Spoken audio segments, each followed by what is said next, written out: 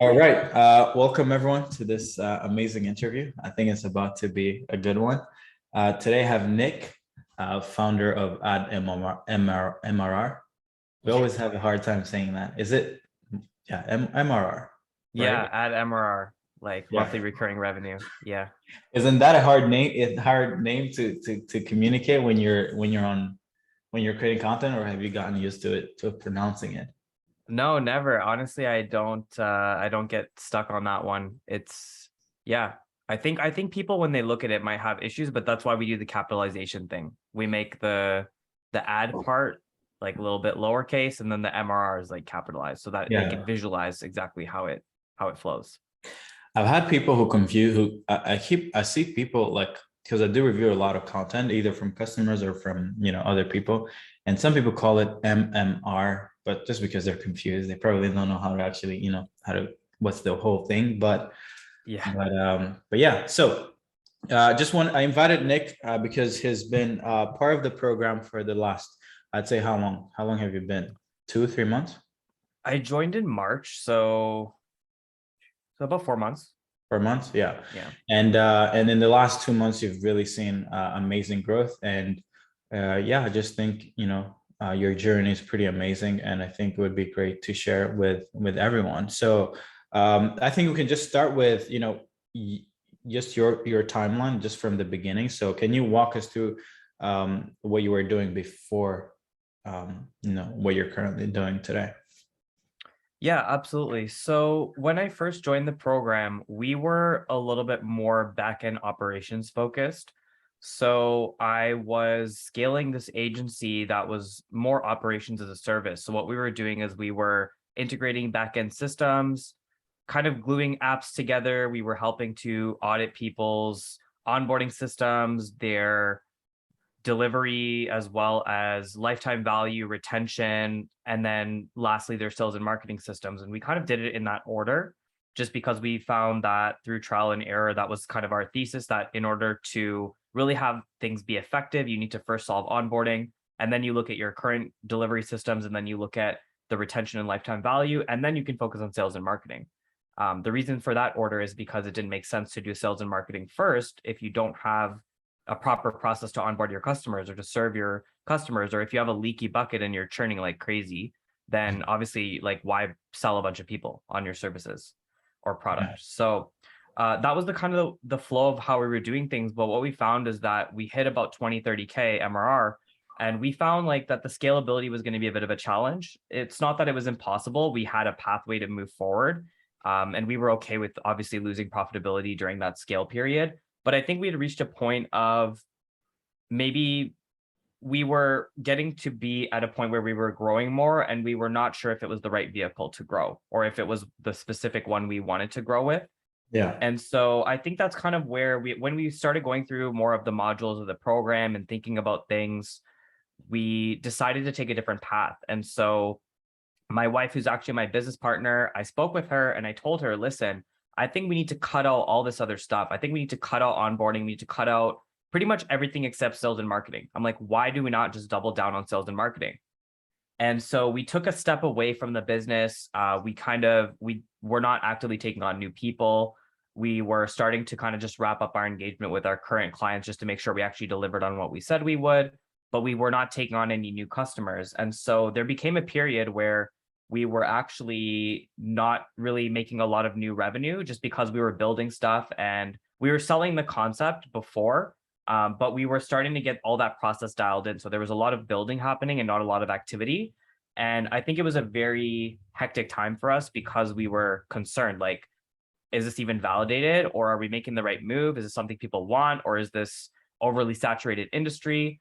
So I think that having a lot of the things in the program helped us to just validate that so much more quickly and actually understand what we were doing was good. And then we doubled down, and then our first month was actually crazy. So that was kind of a bit of our transition. So now we pretty much primarily focus on sales and marketing systems.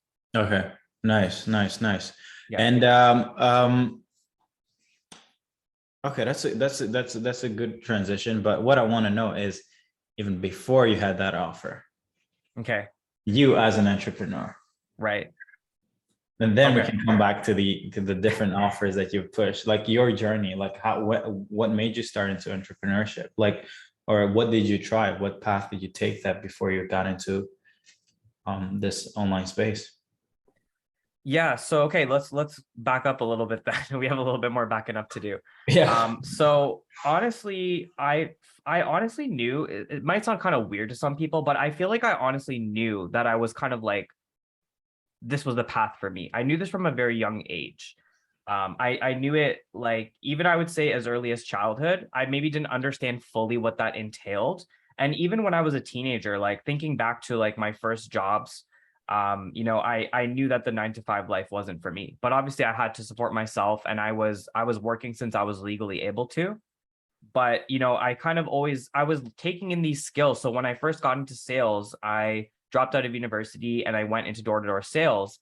And even though it wasn't my business, it's like you still have to have a lot of those traits of entrepreneurship. Like you have to put in a lot of effort and you have to you just put in reps and like you're an independent contractor. So I started learning some of those skills and with regards to sales and kind of just getting your numbers out and metrics and actually learning selling itself, a lot of those things like were just pieces and concepts I was taking from these different things.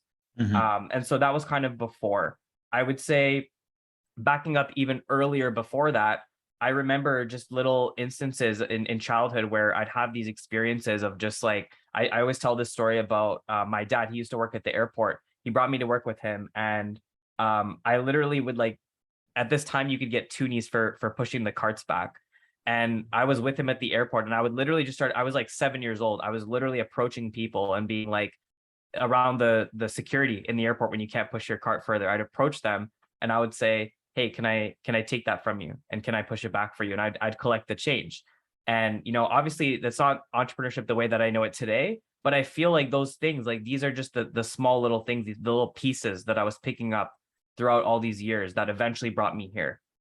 Yeah. And so, yeah, so moving in from door-to-door sales into like growth consulting, I think it's just like a gradual journey that kind of brought me here.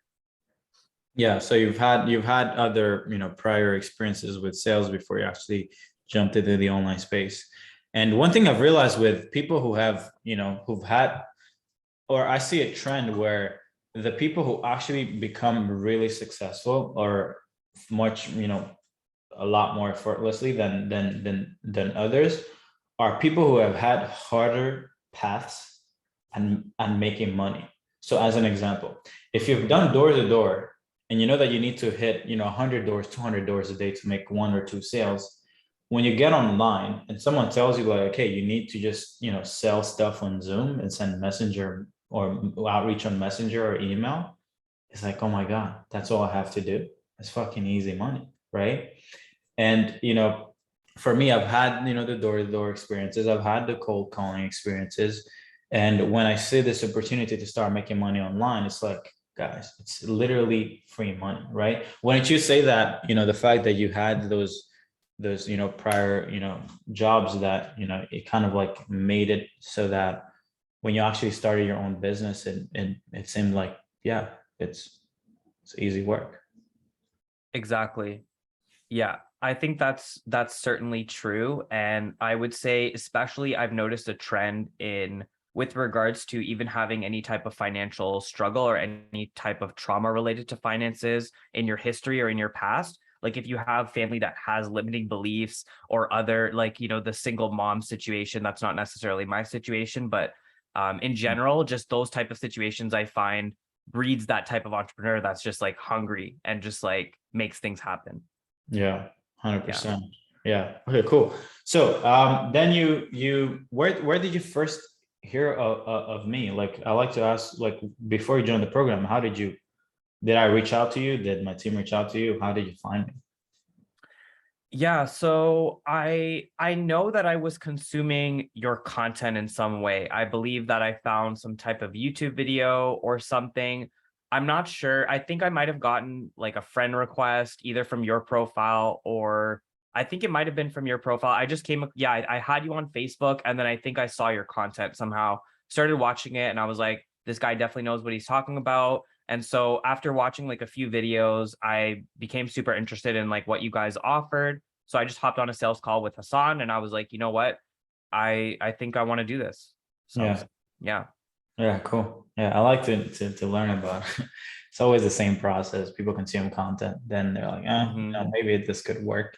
But okay, cool, awesome, nice. So okay, now let's go back to when you got into the program. I remember the talk that we had, and something that you pointed out in your story with your old offer is the vehicle, right? A lot of people don't understand that like your success level in business, it as much as you can be the smartest entrepreneur, as much as you can be Elon, if Elon Musk chose to place virtual assistants as a business model, like he would not be making billions of dollars. You know what I'm saying? Yeah. Like the vehicle that you pick, the problems that you're solving dictate the success that you're able to achieve, or at least the height at which you can play at, right? So I think I remember when we had our chat, I was like, yeah, if you're going to push operation, well, you have to realize that like, it's going to require a big team, and Mhm. maybe sometimes it's not that you wouldn't be able to make a whole bunch of more money, but it's just that for the money you would be making versus the effort you would be putting in, it would potentially become like a job where you're not really, the upside is not really that great, right? Mhm. And then you had also some previous experience with sales and outbound, all that good stuff from working with other previous companies, and so you had the experience to help SaaS founders. We didn't actually talk about the fact that you helped SaaS. Yeah. How did you get into helping SaaS businesses? Yeah. So I kind of, when I was going through the background story, I mentioned that I was in the door-to-door sales. So, and then I briefly mentioned about transitioning into the growth consulting. So that was pretty much taking the door-to-door into the online space. And that was learning, like, how do I go from physically knocking on a door to actually knocking on a door virtually, or like sending the outbound messages and such. So when I was in the growth consulting space, that was where the offer was about helping SaaS founders. That was where I was learning about metrics like churn, and I was learning about the specific challenges in the SaaS industry. And so kind of when I was coming to form my own offer, I was just thinking like, why not just take the path of least resistance and help somebody that I already know how to help? I don't need to learn something new. Why would I go out and pitch real estate agents or some other niche when I could just do what I'm already good at doing and what I've already spent my time learning and building? Yeah, yeah, and it kind of like shows that can you just share what kind of growth you've seen within the first month of you launching this new offer?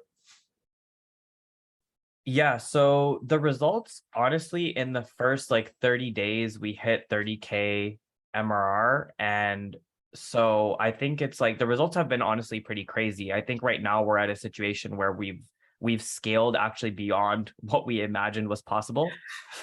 So my wife, I wrote down on my, actually have it written here. I've got this like door that has like it's like glass, and I use a whiteboard marker on Yeah, it. And I wrote down on that, and in my mirror in the bathroom, I wrote down, we're gonna get to 50K MRR. My wife looked at me like, you're crazy. Like, what the hell are you talking about, dude? Like, you yeah, need to settle down. And then we like we're scaling like crazy, and like I looked at her and I'm just like, yeah, I told you so. Like, it's not that crazy. yeah, Make that happen. So yeah, so honestly right now I'd say results have been crazy, but obviously there's, most people hear that and they're like, oh wow, like that's so great, but obviously there's operational challenges behind that, right? And I spoke with you about the whole like systems thing, because I'm like, we really need, that's like our biggest pain point right now, is like we need systems to manage this scale. And obviously I want to make, like, I just don't want to take people's money and not deliver them an amazing product. And I can do that for the first, like, however many customers gets us to that point. So yeah. it's like we need to ensure that moving forward, like we can continue to serve people with the same care and quality, or build systems that can allow us to do that. And so that's kind of like where we're at right now, I would say. Yeah, yeah, yeah. From our chat, yeah, 100%. I think if you don't solve your back end, as much as you can be the greatest at acquisition or have an amazing offer, you can go back to zero faster than you went from. You can go from 30K to zero in a day, Oh, right? absolutely. Yeah. Yeah. So, but yeah, cool. Can you describe the offer? right now that you have with for SaaS, or what mechanism you actually and the outcome that you promised them? Yeah. So the offer right now for SaaS is we help them with developing their sales argument. So we'll help them to kind of map out their niche, talk to their dreams, their desires, their fears, their failures, help them to map all that stuff out. A lot of the technical founders, especially, they're really good with building a product, but they haven't really thought about this language. So we find that that step alone already can be a game changer in a lot of cases because Mhm. they're updating their assets like their website as well as other marketing materials, and they're really speaking to their niche in a different way. But then we take that a step further, right? And then we build out like their sales argument. We do the written sales letter. We transpose it into a video sales letter. So we create some assets, or we help them and work with them to create these assets. We give them a lot of hand-holding feedback and review to make sure that it's like as good of a product as possible. And then from there, we actually just go ahead and launch some organic campaigns for them. So we'll figure out which channels that we want to target. So could be cold email, could be Facebook, could be LinkedIn, sometimes Instagram, but primarily we work with B2B SaaS. So I'd say primarily it's Facebook, LinkedIn, and cold email. Yeah. And then we'll launch the campaigns. We'll help them to place people inside of their business, whether it's like virtual assistants. We also have some commission-based people as well, like salespeople, help them to basically just build up their team and their sales. We have all the SOPs, the templates. We pretty much just give them this like plug and play system and help them to essentially just start scaling up their sales department. Yeah. Nice, nice. So kind of like doing what we do with our thing, but for the SaaS essentially. Yeah, I would say there's definitely a lot of similarities in specifically the mechanism, like the virtual assistants and the growth team. I'd say like those mechanisms are very similar. I'd say just like the slight differences with the niche and maybe some of the earlier development of the assets Yeah. and things. There's like slight differences, but yeah, um, yeah, I'd say it's similar for sure. Yeah, because I've seen and when I say like similar, I'm more so pointing to the fact of like you're trying to solve everything that would keep them from not winning. Because you kind of like do have competitors who are like growth consultants, but then they just come in, they'll do maybe just the sales letter, the sales argument, figure Mm-hmm. out their the positioning of the product, but they won't necessarily build the outbound team. Or maybe some people will just take care of building the outbound team, but then they didn't focus on product market fit. Therefore, they're kind of trying to scale something that isn't actually proven. Right. Yeah, Would you, absolutely. Yeah. would you So say that that makes it a more of a no-brainer when you're selling it? yeah, definitely. So yeah, and to your point, I'd say that's something that I've personally taken a lot of inspiration from you as well, is that like how can we make it like unreasonable, right? And that's like kind of a key. I think that's something that I haven't seen a lot of in the marketplace. I think people are kind of eager to push like one specific aspect, like you mentioned, like maybe there's a lot of people out there that will do outbound campaigns and they'll do it for SaaS or they'll do it for multiple niches, but they don't they don't think about the whole system. It's not a holistic solution. And then there's too many components that make it pretty reasonable for them to Yeah. actually not succeed, right? Or they're selling information and then they expect the SaaS founder to Oh, synthesize that information and implement it in their business. hate And that. that's like something that I've taken a lot of inspiration from. Like how can like every day I'm thinking, how can I make it more and more unreasonable for my customers not to win or to succeed?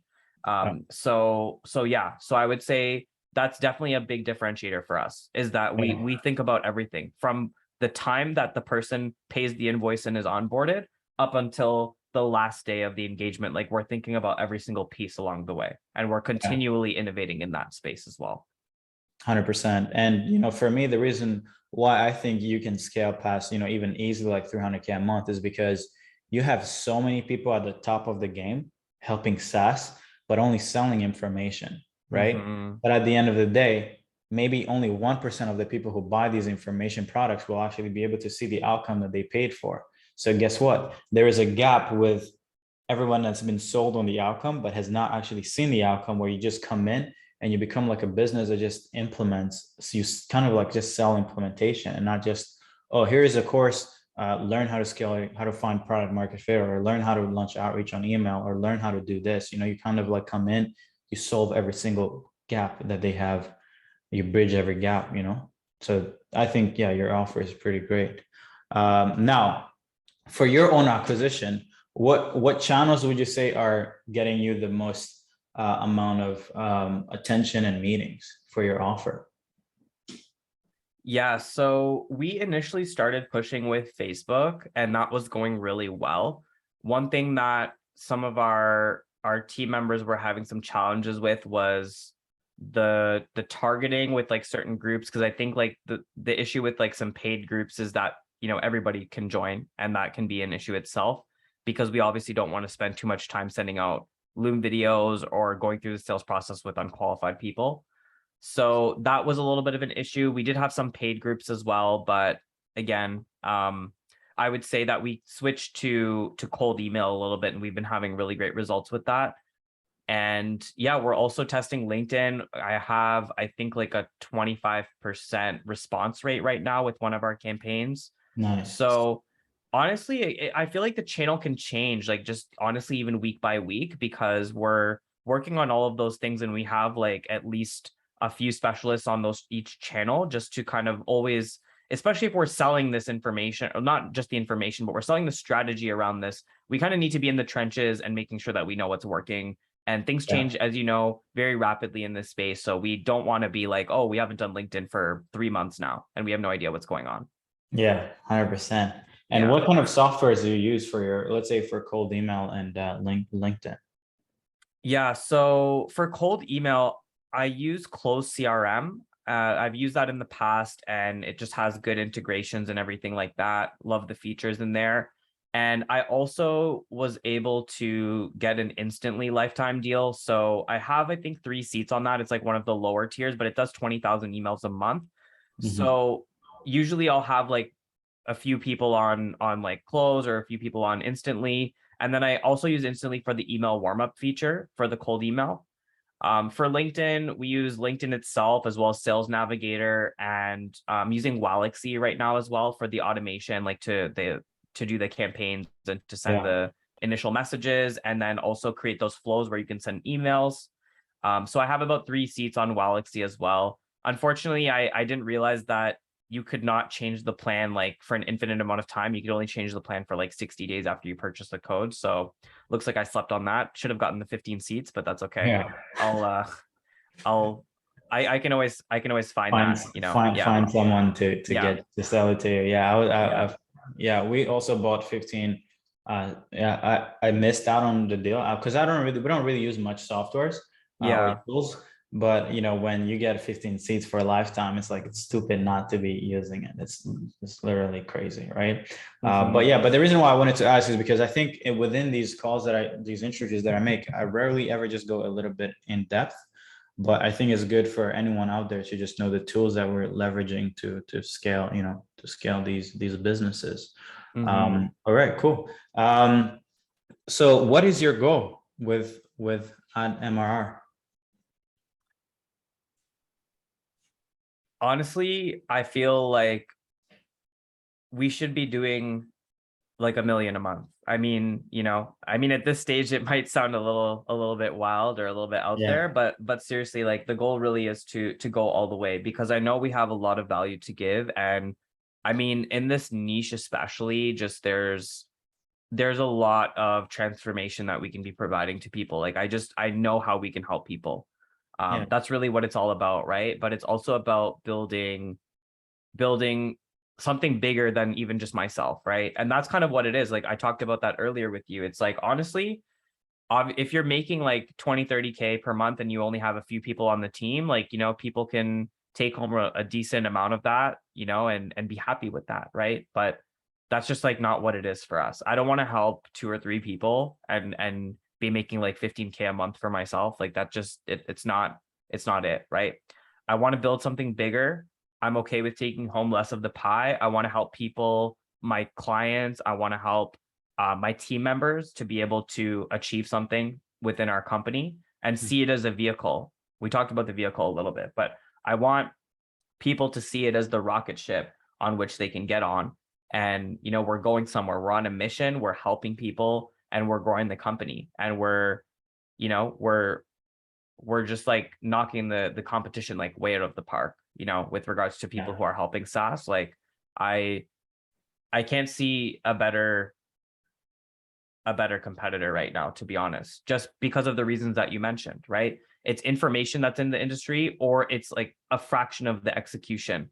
So just knowing that we've thought about all those things, having the growth consulting background, having the operations background, I think all of these components together, I just know that we kind of have a gold shovel, and my mission is to just take that as far as possible and as quickly as possible without breaking anything. Yeah, 100%, 100%. I totally agree with you on that. And for me, I'd rather have a client whose goals is to get to 1 million a month than 50K, 100K a month. Because at the end of the day, and for me, the perspective, and just to share my perspective with you with client acquisition.io is, I think my goal is to make sure that anyone who works with me can easily make 500,000 a year.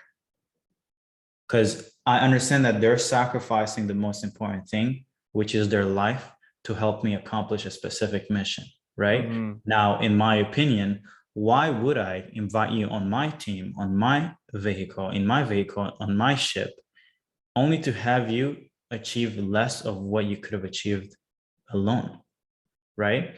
Now, anyone who's watching this video, right? Maybe this is another perspective for you to have. If your goal was to just make 10 grand a month and be happy, cool, do that.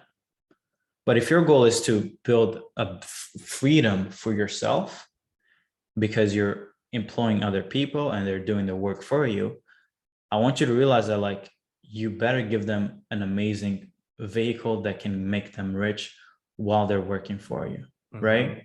And because right now I think I've built an amazing team, and there's so many people who are talented on the team, and I know that they could go on their own and build something great. So my goal is, what? I'll make you way richer that you could have gotten by yourself. And the only way I can do that is by aiming for the moon, by aiming for, having an 8-9 figure company, potentially a fucking $1 billion company, right? Because if you take out MRR to like, let's say 100 million, 50 million, a lot of people will get rich from it, not just yourself. Mm-hmm. So for me, I think, I've created this thing, and that's why we're going to Spain, because I want to create something where it's like, what, like, guys, we're going to play this life together. We're going to ride this wave together. And, let's all fucking create the freedom that we want. Not just, just because you're not necessarily the leader does not mean you shouldn't be making a whole bunch of money every month. Mm-hmm. There's so many more people to be helped. So yeah, fuck yeah. 1 million a month is the new standard, man. Fuck that. Yeah, absolutely, man. And we'll raise the goals after that. We just have to we Easy. have to get there, right? I mean, Yeah. we're coming up on $1 million ARR run rate. So my next is 10 million is the next goal, right? But I'd rather just round that to $1 million a month, because that's 12 million a year. So Yeah. that's the next goal, man. That's what it is. Yeah. And it's much more fun, because it's the same work that you're putting in. Like, you're not going to be working 10 times as much to get to 10 million, right? Mm-hmm. What most people don't understand is that when you're actually making less than 6 figures a month, you're working way more than you would work if you're making between 100 and 1 million a month. Would you like to share what your schedule looks like right now? Yeah. So I think another thing that I mentioned to you is that probably my schedule is going to be a little bit more freed up once we have some of the systems built out. I think that's like something that we're kind of working on together right now. But Yeah. as for my schedule in general, usually the first thing that I'll like to do is just kind of focus on like the direction of the company. So just thinking about like within the first like 1 to 2 hours, just focusing on kind of like, what kind of content can I be creating that could like help people. So if it's like if writing something out like a letter, Yeah. like a sales letter, I think like those are usually like things I like to do when my brain is fresh. So things like that. Usually I'll have a team meeting after the first couple of hours, like with the growth team, with the internal executive team, etc. We'll just I speak with people every day just so that we're all on the same page. So I make sure that we're doing that. Sometimes it can be either a mix of sales calls. So I'm doing the sales calls right now, which I'll be outsourcing to like one of our growth team. I'm going to be looking to bring on like one person to take over all the sales calls, Okay. as well as maybe just generate opportunities. But I'm doing a mix of sales calls and then some delivery kind of after that team meeting. So delivery could be like working one-on-one with one of our done for you customers on like the sales letter. I'll have some sales calls sprinkled in between then. And then usually between the afternoon, like once I'm finished all the calls for the day, sometimes I'll take a break, maybe just go get some fresh air outside, or, zip around on the motorcycle a little bit, just wake up a little bit, get that fresh air, get the horsepower going a little bit. Sir. And then, gym session is always good for the energy, man, because that midday slump, especially when you've like exerted so much energy mentally, it's like very much needed to get that physical energy going as well. Sitting in the chair, it's like, I need to get up and move, lift some weights and whatever. Yeah. And then kind of from that period, after I finish that break or the gym or whatever, I'll come back. And usually I'll just have like a building session in the evening where I'm again just working on like the product, making it better, answering those questions for myself, those rhetorical questions, like, Mhm. how can I make it more unreasonable, like every day. And then after that, I mean, to be honest, like since my wife is in the business, like we're both like a little bit fanatical, like we're just literally working on the business and talking about the business like 24/7. I feel like it's like I'd love to be like, yeah, and then I hang out with my wife and we go for dinner and we just like totally turn off from work. But that's not how it is, man. Like we're both Yeah. like obsessed. We're both Yeah. obsessed and we're always talking about it and always thinking about it. So that's just like how it is. And it's fine. I mean, I get that doesn't work for everybody, but But I'd yeah. love, I would, I'm wondering if I had, a girlfriend or a wife who's in the same business as me. Oh my God. I think, the deal with Alex Hormozy and Layla, I think they just have an advantage, man. There's They no, do. it's too easy. It's too easy, man. Because Yeah. it's your wife. So you guys are both like, hey, we're all in. Mm-hmm. And it's so easy to just split the business and just, hey, you take care of acquisition, I take care of fulfillment. I'm just Yeah, ride the wave. Uh, exactly.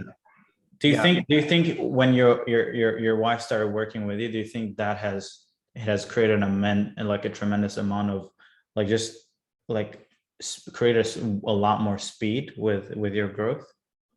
Absolutely. Yeah, for sure. So to kind of back up a little bit just into like when she actually came on board and everything. So Mhm. we got married in February, and then I made her to quit her job, or I think she either quit her job. There was a very short time frame that happened. She quit her job, we got married. And then I started kind of at the time when we had that slightly different operations offer, I was getting her trained, I was getting her courses. I was like, I want you to learn this as fast as possible, and I want you to make this transition. She was actually doing operations at a bakery. So there was some similarities, but a ton of differences as well. Like Yeah. online is night and day difference. Mhm. So, I was trying to get her to learn things and get her involved in the business. And then she came on board. And then honestly, just like now, I feel like she's kind of like she's gotten the swing of things. She understands what she's doing. She's contributing in the best way possible. And I find that now that we're kind of out of that training period where there's less hand holding involved and I can trust her to kind of get things done herself. I think it feels like I'm doubling my time in the day, right? Because it's like, so for example, right now, like I'm on a call with you, she just onboarded a customer.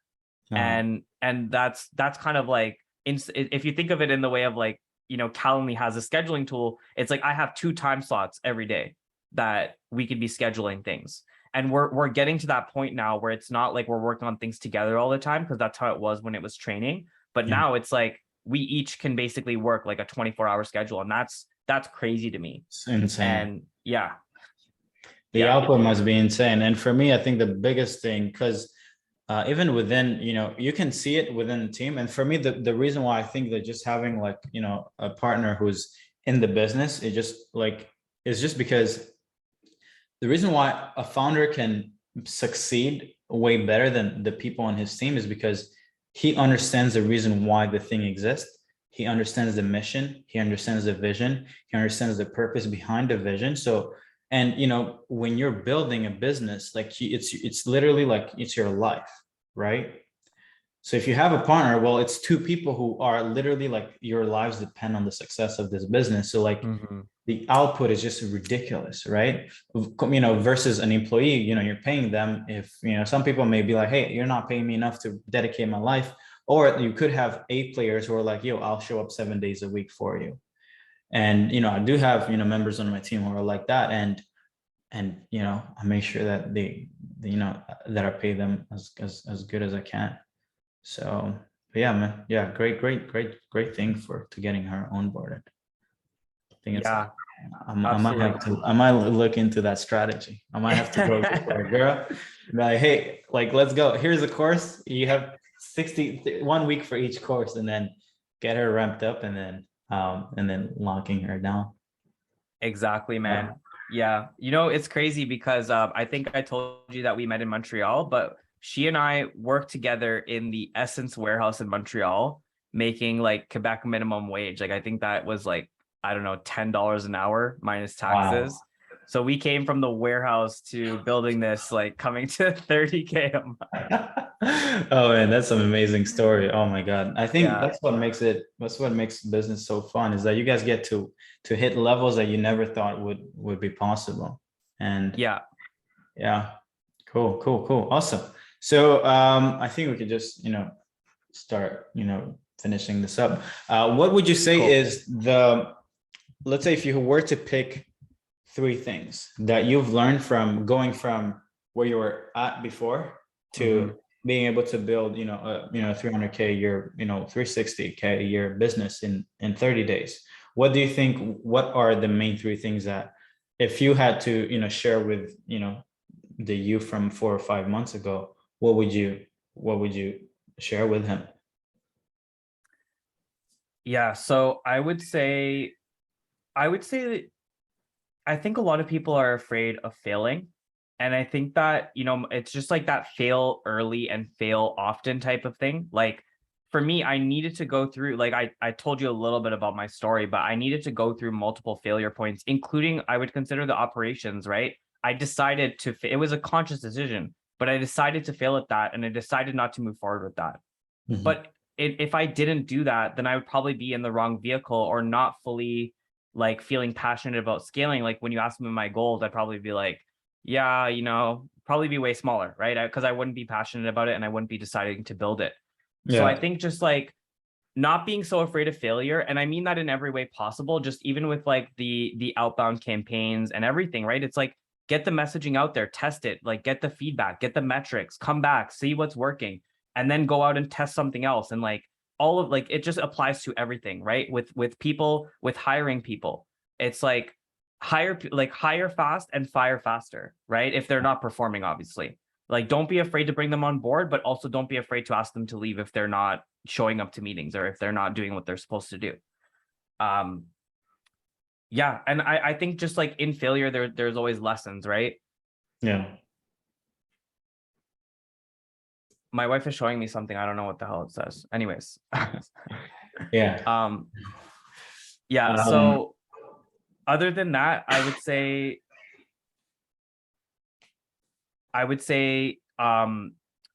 I think like honestly, it can be challenging, right? Because like I'm trying to give general feedback, but it's like I also know that I had experience, right? So I mean, I think that just comes down to like learning. I mean, obviously, if you want to build an agency or you want to build some type of business, like you need to know what you're doing, and there's not really a lot of shortcuts for that. I mean, at mhm. the end of the day, I think everybody wants this business, and like the idea sounds so attractive, but Yeah. a lot of the times they're not really willing to put in those reps, right? Like they may be not willing to spend $10,000 on a course. They may not be willing to actually spend hours like consuming relevant content in order to know what it takes, right?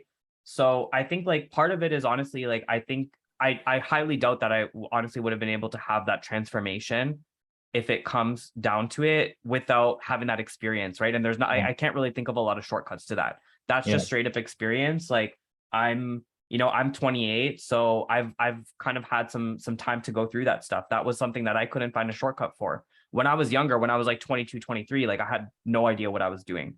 Yeah. And I literally had to take some years to go through that and understand what that transformation was. Yeah. Right. So Yeah. yeah. Yeah, that's a great point, because I think a lot of people don't understand that like everyone has their own timeline. And I Mhm. feel like, a lot of people may, they may see, guys like Iman and be like, oh, that kid is making, $1 million a month. He's making a whole bunch of more millions with crypto and whatever investment he's making. But it's like, yeah, he's 22, 23, but he started at 15. So it's like, Yeah. I don't care who you are, but if you start at 15, it's inevitable for you not to be making millions at 22, 20. Mhm. But it's years of learning, right? Or even if I look at my timeline, it's like, yeah, I can make bold claims and be like, oh, I scale client acquisition to this point, 100 whatever K per month. But it's like, no, I did have 3 years of just learning, of like, books after books after books, courses after courses, learning about stuff that has nothing to do with what I'm doing today. But even a job, I think most people don't understand it. But like, for me, I had a 9 to 5 for like 2 years, where I was working in a customer service department. But it's like that probably gave me more insights around how to deal with people more than anything could have gotten me. And I think if I would have Mhm. skipped that part, I would not be able to run a business, Mhm. right? Absolutely. Yeah. So Absolutely. Yeah. yeah, everybody wants shortcuts, but it's like, yeah, if you do shortcuts, then you're just going to build a business and then crash, and then build a business, crash, and then you just won't have any, no strong, foundation. Exactly. Exactly. Yeah. Yeah, and that's just it, right? Like I think a lot of people approach me and they want to like just absorb information from me, and I'm happy to give it to them. But at the same time, I'm like, you know what? You cannot bypass, like, people want the shortcuts, but I'm like, you know what? They're like, I'm sorry, but I hate to tell it to you, but there is no shortcut. Like, do the fucking work, get in the trenches and do the fucking work, just the same way everyone else has to, right? Yeah. And then you're gonna get to that. But I do believe, just like you said, Serge, is like every experience that I had, including working in the fucking warehouse, every experience that I had led me to where I am today. And without any of those experiences, I probably wouldn't be the same person that I am today. And Yeah. including like where I'm at today, I'm learning things that are going to set me up for 100K a month and 250K a month and 500K a month and so on. Yeah. And there's not really, I don't want, if there is a shortcut, I don't want it, because I need to learn. Like, I need to learn, and I think like a lot of people are afraid to be patient and actually go through that process. And I think that's just not how it works, right? So I would Yeah. say that that's probably the best advice that I could give. My wife added another piece of advice on the sticky note, which is to niche down. So hi. Hey. Hey, I just wanted to chime in. I don't know, Yeah, we can hear you. We're good. but I can't hear anything. We're That's good. I okay. can Through hear your you. headphones. I just wanted to add, I don't know how much like Nick went over his story, but it's like through our relationship, we've had so many times of trying to start a business. Like there was a point where we tried starting a design and photography business, and we were so broad and we were going to do everything and serve everybody. There was a point where he wanted to do music, and he had a SoundCloud, and he bought a whole music board and microphone and everything. There was a point where he wanted to like design freaking hats, and like bought stuff to paint on hats. Yeah. There have been like so many, and like for the photography brand, we even we built a whole like business plan, and we got government funding for it, and just like our targeting was so whack. But like I think going through those like failures of figuring things out and just being like, okay, we're gonna like, we have this passion to like make something work, and like Yeah. testing it out and then failing is kind of like what got us here. I also think like you said, just being like, I'm gonna make it work no matter what. I feel like when I first left my job to work with Nick, I was like, oh, like worst case, I'll just go find another job. And Yeah. I feel like a huge mindset shift for me was just like, no, that was the last job I'm ever working. Like we're gonna find a client no matter what. And that's that, Yeah. you know? What made you quit? Was it Nick, or were you also like wanting something more out of life? I think for myself, like it's always, and this is like somewhere where we like come together too. It's just like this constant passion to like work for ourselves, to Mhm. build something bigger, being in control of like your own day, your own like what you're bringing into this world. I feel like I don't do that well working for other people, like Yeah. especially if I'm being told like where I need to limit myself, or like, because I have a lot of ideas. I feel like a lot of entrepreneurs have a lot of ideas, and like I want to execute on those ideas. And if I go into a business and I'm like, oh, you can do ABC, like let's do it, let's implement it, let's get it going. And then somebody tells me, oh no, or like later, it just like ruins like that motivation and morale and stuff like that. So I think this has always been like a big goal, but like coming into it, there's always those like fear-based thoughts where you're like, is this the right choice? Maybe a job is the best way to do it. Like, you know, it's like, yeah. Yeah. And how has it been, you and maybe the confidence in yourself from seeing, you both build this business in Serge in such a short time frame? How has it, not necessarily like, but like the feeling aspect of it? How do you feel about you're in yourself, like yourself?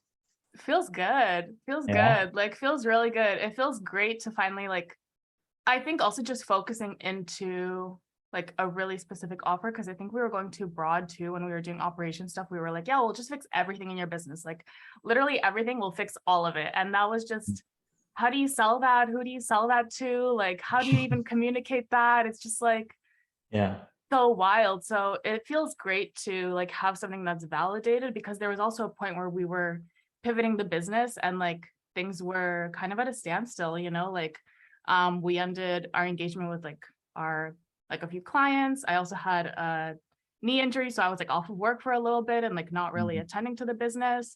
And during that point, I think we also had to work through a lot of like mindset things around like, is this even the right thing? Are we doing the right thing? Like kind of just scary, right? And then finally we like figured out our groove, got some clients, and that was like a huge confidence boost, because I feel like that's kind of the hardest part in building a business, is validating the offer.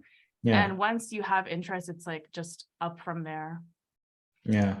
And I feel like, now that you guys have seen success, I think it's impossible to fail, because now you guys know you can do it, right? Yeah. And when you know you can do it, exactly, it's over from there. Anything you want, you can win at.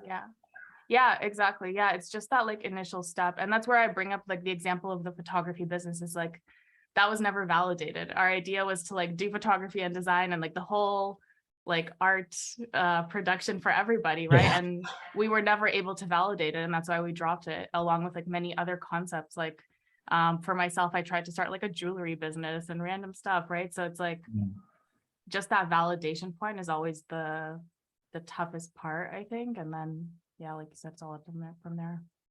Yeah, no, it's beautiful. It's beautiful. No, thank you for jumping in. Yeah. Bye. Thanks. Yeah, no. I was asking her like how it feels to, because for me, one thing I've realized with success is that it's more about how you feel than what you actually end up achieving.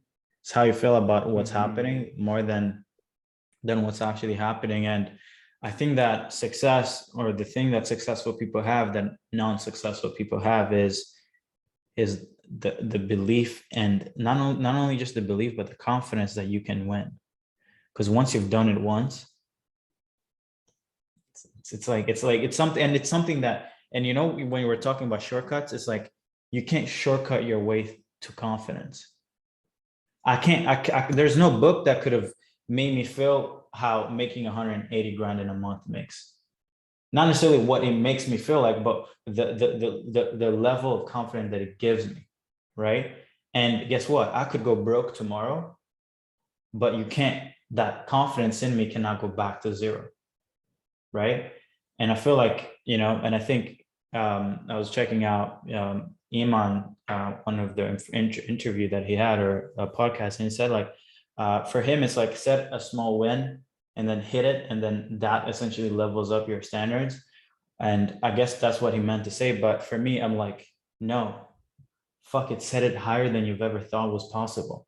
And then hit higher than you've ever hit goals that you never thought was possible. And I promise you, that is the cheat code to more success. That's it. Absolutely.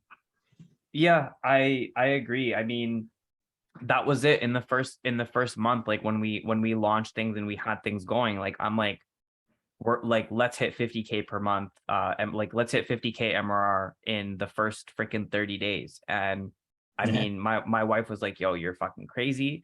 but we hit 30, and I'm like, dude, like, you know what, like, I aimed really high, but we did like, we didn't close out everything that we had in the pipe, but I'm like 30K, dude, like that's not too bad, right? Like whatever, we're somewhere, right? Yeah, you're somewhere good. Oh man. So Yeah, man. that's like my same mentality. I'm like, you know what? Yeah. Like I'm just always raising the bar higher, and it motivates me. It works for me, right? It may not work for everybody, but I like to set the bar really high. And even if I hit like half of that, if I'd be happy with it, then great, you Yeah. know? 100%. Yeah. And yeah, I mean, for me, it's like I want anybody who wants to work with us to have that same mentality. And I don't think you would have probably signed up in our program, in our community, if I was on YouTube saying, hey, this is how I made 20K a month. This is how I want to stay at 20K a month, you probably would not have resonated with me if my goals were small.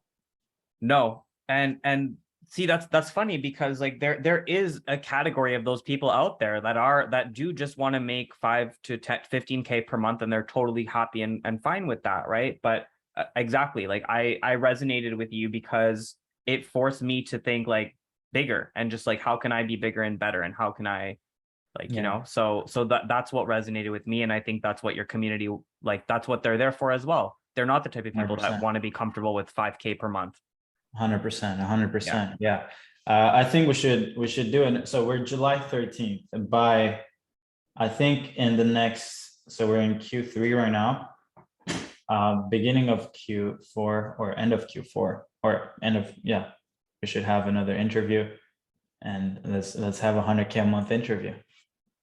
Yeah, I hope it's way better. I don't know, man. We'll see. Let's see. Yeah, Let's save it for the next yeah. interview. Let's go. Awesome. Cool. Now, last question is, for anyone who will be interested in joining our service or looking to scale either their agency, their high ticket services, and they're just thinking of, should I work with Serge? Should I not work with Serge?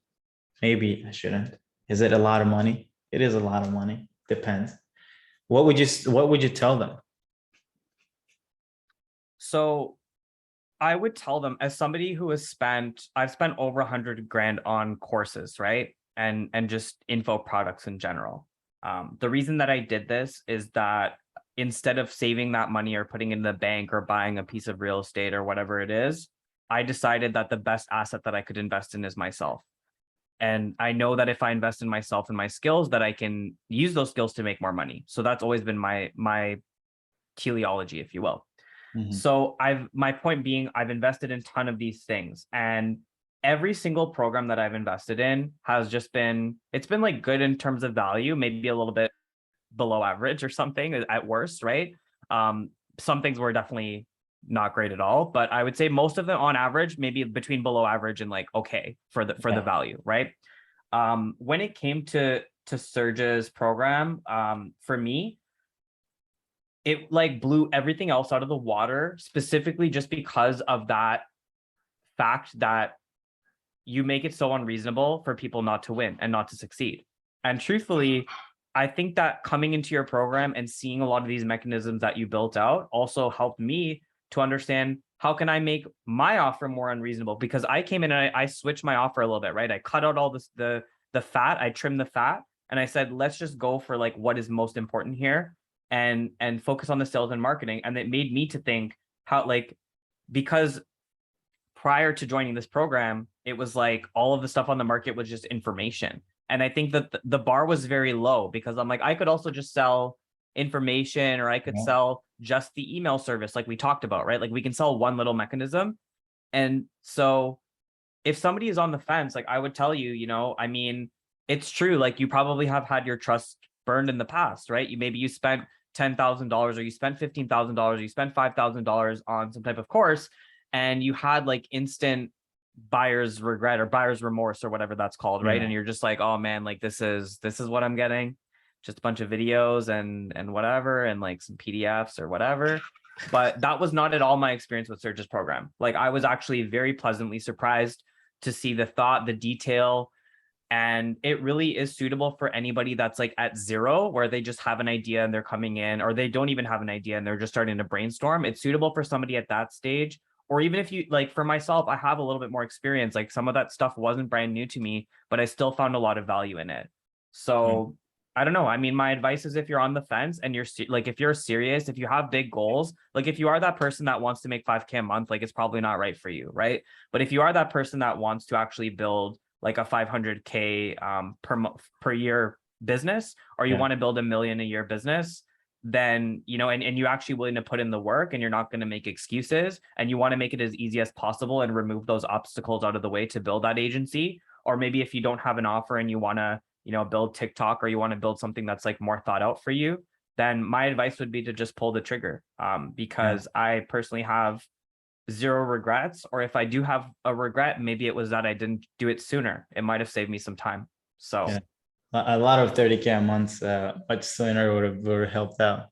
But yeah, man, no, that's thank you for that answer. It's really great. Thank you so much. But yeah, man, I mean, I can't say, man, great work, man. And I love the fact that, you know, you're seeing success, but like it's not distracting you from the bigger goal, which is more success. And I know a lot of people like kind of like are like, oh, more success, but it's like, no, it's like some people have an actual like negative feeling around success, but it's like you can't be successful if you're not helping people. Exactly. So it's like, for me, it's like, yeah, man, go for more. Cause it's like, I know that if you end up making $1 million a month, you will have contributed to the market for a lot more millions every single fucking month.